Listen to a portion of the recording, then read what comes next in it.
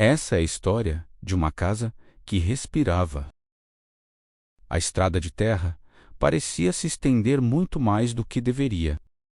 O homem caminhava há horas, com a mochila pesando nos ombros e o celular na mão, agora inútil, sem qualquer sinal de rede. O céu começava a escurecer, pintado de tons de cinza e laranja, e o silêncio ao redor era tão profundo que chegava a ser desconfortável. Não havia o zumbido de insetos, nem o canto de pássaros, muito menos o som distante de um motor. Havia apenas o vento parado, e nada mais. Foi então que ele a viu. Entre árvores retorcidas e secas, uma casa antiga apareceu, como uma mancha escura na paisagem. Feita de madeira envelhecida e com janelas que pareciam olhos apagados, ela dava a impressão de estar fora do lugar. Ou talvez o lugar inteiro existisse apenas para ela. O homem parou por um instante.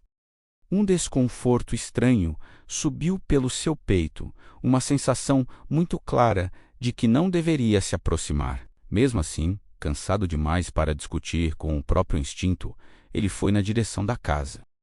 A varanda rangia a cada passo, como se reclamasse da visita. A porta da frente estava entreaberta, o que o fez hesitar.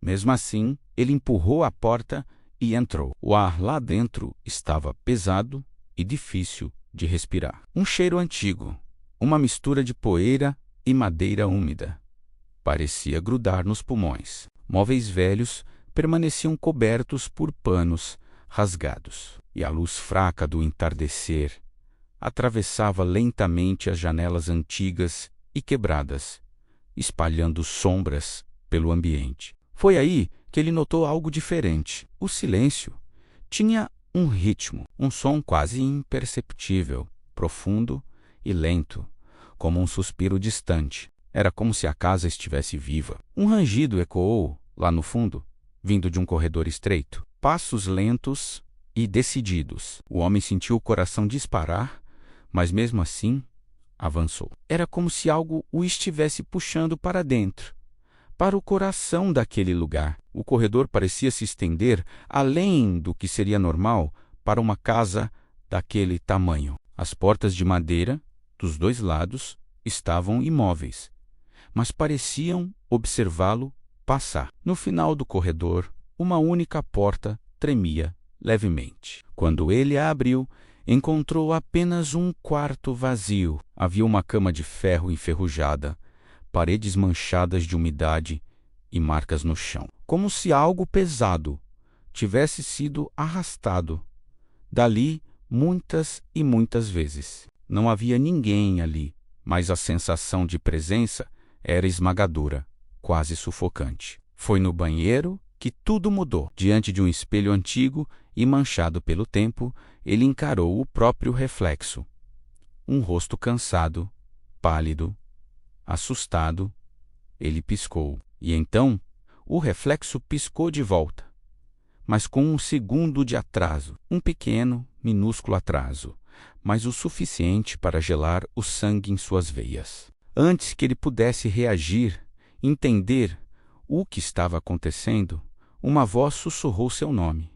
A voz não veio de fora, veio de dentro da sua própria cabeça. Uma dor intensa e aguda atravessou sua mente, seguida por um turbilhão de imagens que não eram suas. Cenas de uma família antiga, o choro desesperado de uma criança, gritos de pavor que ficaram presos em paredes que nunca os devolveram. Ele caiu de joelhos, com as mãos na cabeça, tentando lutar contra aquela invasão. Ao se levantar, cambaleando, ele voltou para a sala e encontrou uma parede que antes não tinha notado.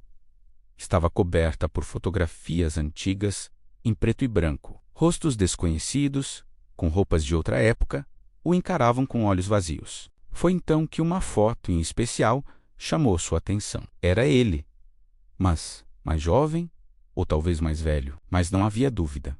Era o seu rosto. Naquele exato momento, a casa se fechou. As janelas escureceram de repente.